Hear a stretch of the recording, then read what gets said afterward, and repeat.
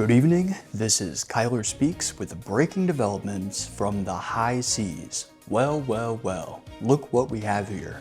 Another opportunity for the government to instill a lockdown.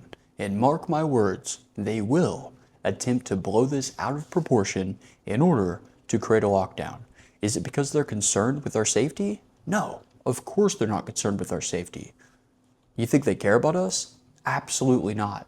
Do you know what they're doing? They are attempting to instill martial law in order to pause what is happening within our economy. That's right, you heard it here first. And I will explain to you exactly why that is. But first, we're going to speak about the update upon the virus that they are going to blow out of proportion. Authorities are confirming a deadly Hantavirus outbreak aboard the MV Hondius, an expedition cruise ship operated by Oceanwide Expeditions.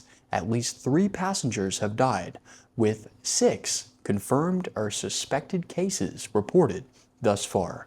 The World Health Organization, Dr. Fauci, has been notified as a vessel while sailing the Atlantic after deporting Argentina, having visited Antarctic waters and the Falkland Islands. One patient, a 69-year-old British national, is reported to be in intensive care in South Africa. For those unfamiliar, the hantavirus is a family of viruses carried by rodents such as mice and rats. It causes hantavirus pulmonary syndrome, or HPS, a rare but serious respiratory illness that begins like flu-like symptoms, which include fever, headache, muscle aches, and abdominal pain, before rapidly progressing to severe breathing difficulties and fluid-filled lungs. What does that remind us of? That reminds us of COVID, now doesn't it? The virus is contracted primarily by inhaling airborne particles. Airborne particles containing the virus from rodent urine, droppings, or saliva. They're coming from rats. Often when these materials are disturbed during cleaning or in confined spaces, which is exactly why this occurred on a ship. It can also spread, rarely, but it can spread through a rodent bite or by touching contaminated surfaces and then touching the mouth, eyes, and nose. Importantly, this virus is not considered highly contagious between people. In the United States and most strains worldwide, there are no sustained person-to-person transmission incidents. This is what they're going to blow out of proportion, guys. Mark my words, they're going to blow this out of proportion. And why are they doing this? It's a compliance test. It's an absolute compliance test. We heard this not too long ago. Remember, three and a half years ago, they were claiming monkeypox. Monkeypox. Now, what was monkeypox? And how was monkeypox contracted? Tell me that. It happened through gay, unprotected sex. And yet they acted like monkeypox was the next pandemic.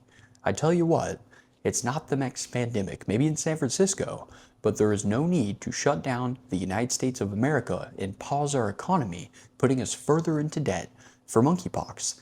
Same with this virus. These people, which it doesn't tell you, they were super old. Who knows if they had prior ailments and illnesses, or they were predispositioned towards this illness. Maybe they had pre-existing health conditions. We have no idea. We have absolutely no idea. And for those of you that don't know, cruise ships are like giant petri dishes. They recycle air, and there are a lot of airborne illnesses that could take place on a cruise ship. Now, the thing that is concerning about this virus is that it doesn't show signs for about a week. So you don't know if you have the virus or not for a week. Now, they did say that this particular virus spreads by air, but it does not spread from human to human. Although they're going to make a big fuss about this, I guarantee it. So are they going to shut down the United States of America like they did throughout the COVID pandemic, which, by the way, was just a flu? It was basically a flu. Do you want to know what happened throughout COVID? I'll tell you what happened. Dr. Robert Malone, if I'm not mistaken, by the way, he's the one that patented the COVID vaccine. And by no means am I studying medicine, but I went to med school and I have a pretty good understanding of what is occurring here. So when I speak, it's not like I'm some ne'er-do-well. Now, I'm not Dr. Malone by any means, but I have a pretty broad understanding of medicine. So he said that basically Johnson & Johnson overly prepared for the COVID vaccinations because they didn't quite know how contagious or how blown out of proportion this virus would be. They thought it was going to be much more devastating, but they really had no data on this because it was something totally new. Why was it something totally new? Because it was made in a lab. And people got kicked off of YouTube for saying that just a couple of years ago. They got banned, they lost their livelihoods, all because they spoke out. Something that has now been proven to be true. So when it comes to this vaccine that they're going to create, and I guarantee you they will create one, don't take it. This is ridiculous. I don't even know if they can make a vaccine that would do this. If they do, who knows what health consequences will come from it? We don't know. Don't take vaccines that you do not need. I personally, I would be very against taking pretty much any vaccine, but I especially wouldn't give it to my children. I'm just being honest, and people will kill me in the comments section, but we don't know. We absolutely don't know. You know, a good friend of mine worked for Pfizer, and he was in charge of all of the Midwest for Pfizer. He traveled the world. He lived a very, very exorbitant life. He still does. He moved away, so I don't have much contact with him anymore. But when we lived at the same condo, in the same area, downtown, a while back, he would tell me. He tells these doctors exactly what to push, and they push it because they are incentivized by money. There's messages left on his voicemail saying, hey, I'm just wondering when we're going to go on that golf trip.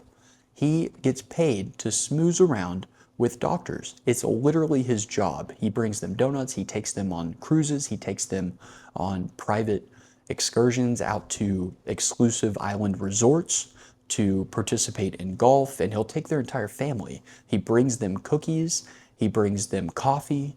It's his job to build a relationship with different people that are hawking drugs, and I don't trust that at all. Anytime something is incentivized by money, I would not trust it. And so when it comes to this particular virus, don't be afraid of it. It's not going to affect you. Much like COVID, it's being blown out of proportion. You're going to see, and that's why I made this so crazy as a thumbnail, is because I wanted to be able to reach you guys and show you guys just how susceptible people are when it comes to how they discern and siphon through their news cycle. They don't know whether it's from an accredited source or not. And I hate to tell you this, but most of the mainstream news that you guys are getting is all bought off by Big Pharma. Look at the commercials. We all remember when we had television, right, before the internet, or even whilst the internet was taking place. What were the commercials? They were all fucking pharmaceutical commercials, every single one of them. That is who is paying for this. And so do you think they're slightly biased? Yeah, I would imagine so. You know, when it came to shutting down the United States of America, I have to say that the first time we were scared, you know, America is supposed to be a land of the free, home of the brave. We weren't very brave, and we sure as hell weren't very free. Think of how many people lost loved ones that they were going to lose anyways, and they weren't able to see them. I was in that, working as a nurse at the time, and you had to Skype your loved one to say goodbye. It was pathetic. It was ridiculous. It was blown out of proportion.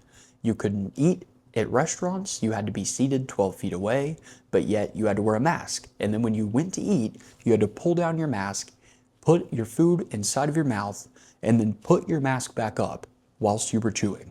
How ridiculous are these rules? Hand washing. Guys, COVID had nothing to do with your hands. It's just a way for people to enforce and induct laws and regulations into our society. It was a compliance test, and we passed. If that was the goal, then we passed with flying colors, but not in the way that would benefit the American people, in a way that would show the government exactly how susceptible we are to things like martial law and restrictions on our rights as Americans. Don't let anything like this, I'm not saying this will be blown out of proportion, but I have a very good feeling that it will. They take these things and see how scared we become once we find out about them. And if they can scare us, then they own us. They own us. They can trick us into being scared enough to go in and take their medicine, and we can be scared enough to not leave our home or tell our loved ones goodbye when they're on their deathbed. It's pathetic. We're not falling for it again. We won't fall for it again. I don't know who's with me, but I will not allow this to happen again. Think about how many small businesses, like not talking about big companies, like, by the way, you know who got rich during this? Amazon. Because everyone else was out of business. You couldn't maintain. You couldn't even go to the gym. You couldn't go to the beach. It was absurd, and we're done with it. This was nothing other than a money transfer for the wealthy, rich 1% of American corporations and business owners, and they took every little bit of dignity left from mom and pop shops that all closed, because I know you guys have seen them close. You had seen them close. They don't exist anymore. They went out of business, and yet Amazon is doing just fine. They're doing just fine. Don't let this scare you, because it shouldn't scare you. I know that things seem scary in the world, and uncertainty is something that is very hard to accept and deal with. But with that being said, make sure that you listen to your gut and you actually follow your heart and trust yourself. Trust yourself. I know it seems like I'm a quack. I'm not saying that all medicine is bad. Medicine is the best thing we have available currently in order to help sufficiently gain and increase our lifespan and make sure that we live a happy, fulfilling life to the best of our ability.